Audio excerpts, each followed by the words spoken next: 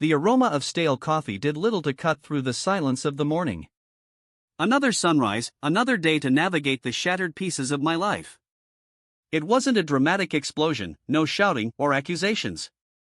It was a slow, insidious erosion, a gradual fading of the vibrant colors of our shared existence. I found the rose on the table, a single, crimson bloom, a stark contrast to the muted tones of the kitchen. It was a gift, a gesture of affection, or so I had believed. Now, it felt like a cruel mockery, a reminder of a love that had withered and died without me noticing.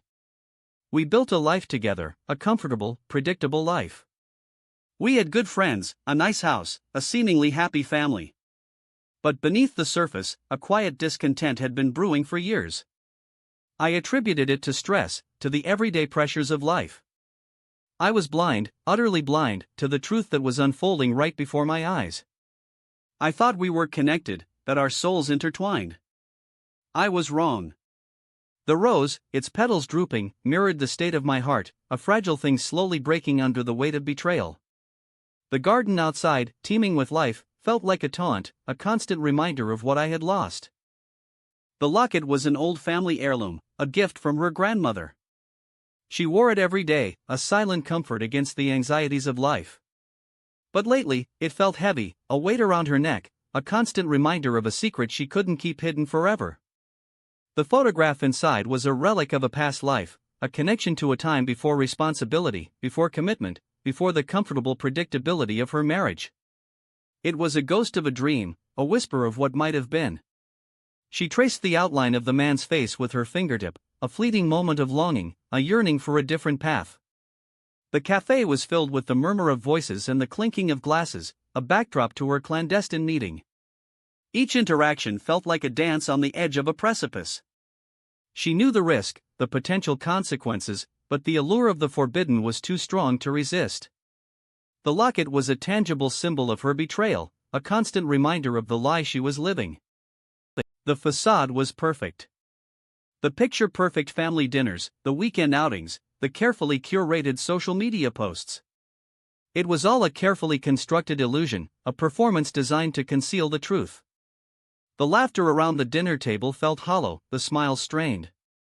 I watched my wife interact with our children, her eyes filled with a warmth that seemed directed at everyone but me. It was a painful reminder of my own inadequacy, of my inability to elicit the same joy. The contrast between the outward appearance of happiness and the inner turmoil was almost unbearable.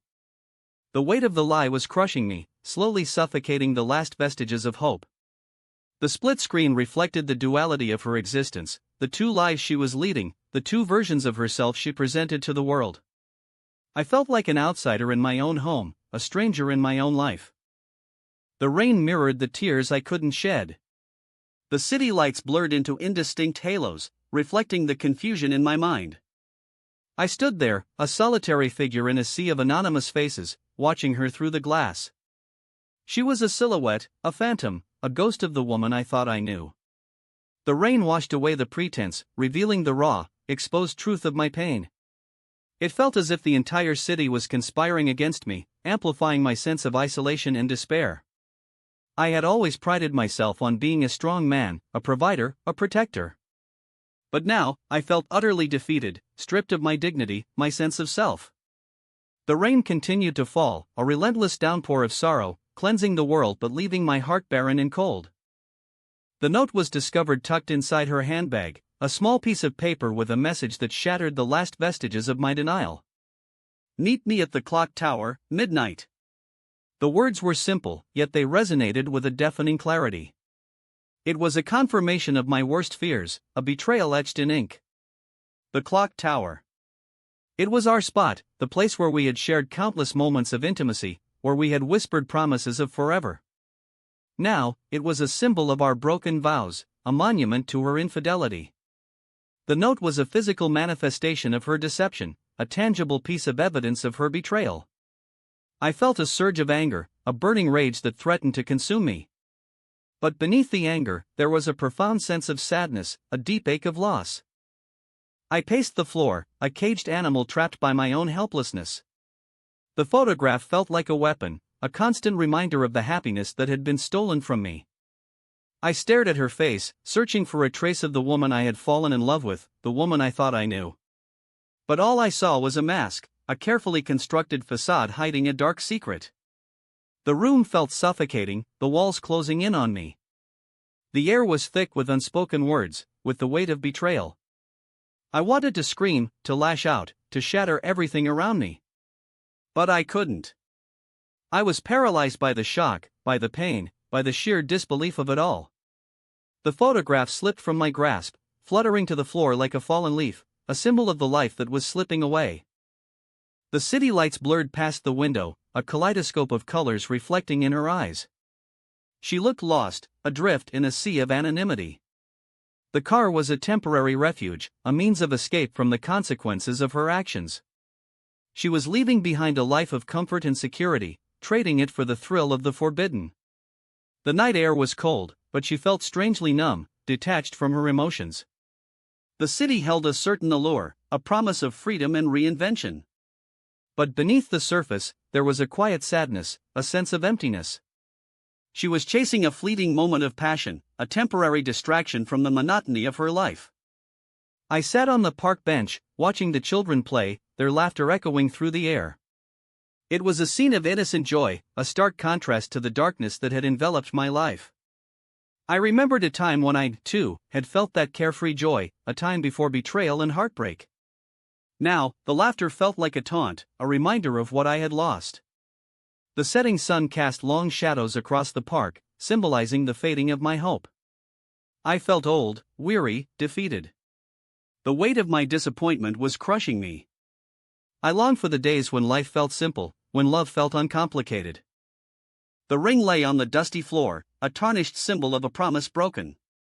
It was a tangible reminder of a love that had crumbled, a testament to the fragility of commitment. The dust coated the gold, obscuring its brilliance, reflecting the decay of our relationship. I picked it up, turning it over in my fingers, feeling the weight of years of shared moments. Each scratch, each imperfection, told a story of laughter and tears, of joy and sorrow. Now, it was just a relic, a meaningless object, a symbol of a life that was no more. The wedding photo sat on the shelf, a frozen moment of happiness that felt like a cruel joke. We were young, vibrant, full of hope. We had believed that our love would last forever, that our future would be filled with endless joy.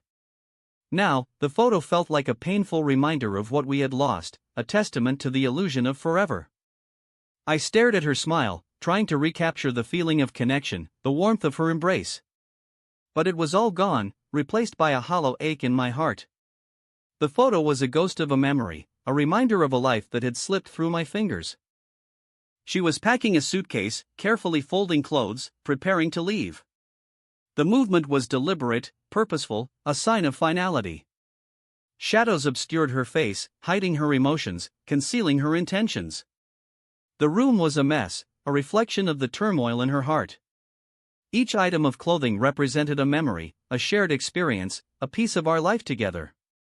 Now, she was taking those pieces with her, leaving me with nothing but emptiness. The house felt empty, hollow, devoid of life. Boxes were stacked everywhere, filled with memories, with the remnants of our shared existence. I sat in the living room, surrounded by the ghosts of our past, holding a picture frame, staring at a photo of us smiling, carefree, happy.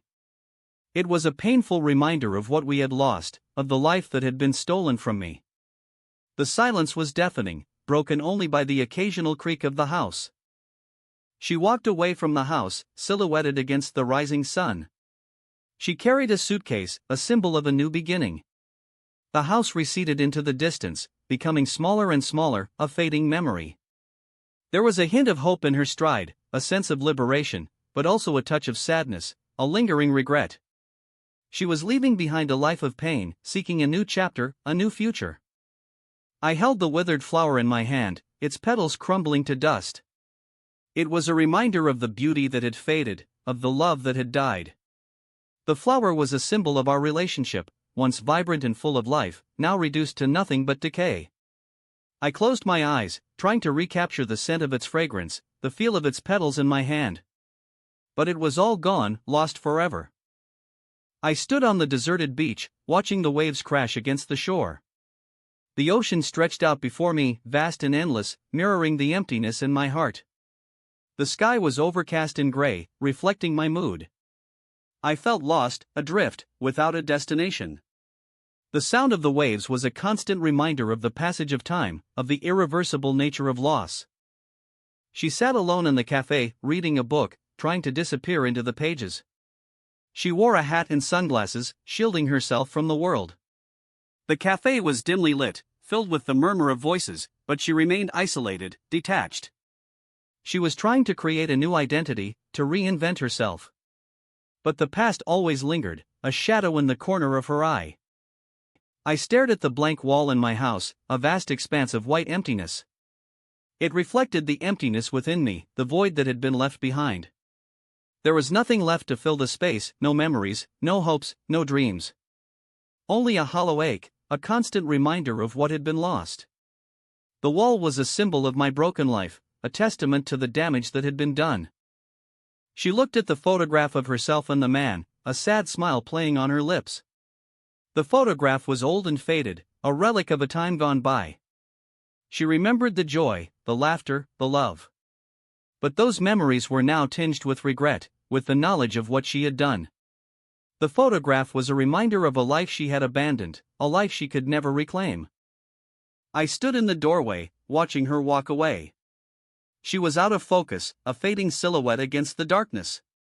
There was a bittersweetness to the moment, a sense of closure, but also a profound sense of loss.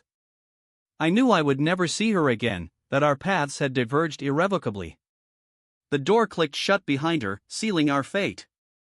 I sat at the desk, writing in my journal, pouring out my emotions onto the page. The handwriting was shaky and uneven, a reflection of my emotional turmoil. I wrote about the betrayal, the pain, the heartbreak. I wrote about the loss, the emptiness, the despair. Writing was my only solace, my only way to make sense of the chaos.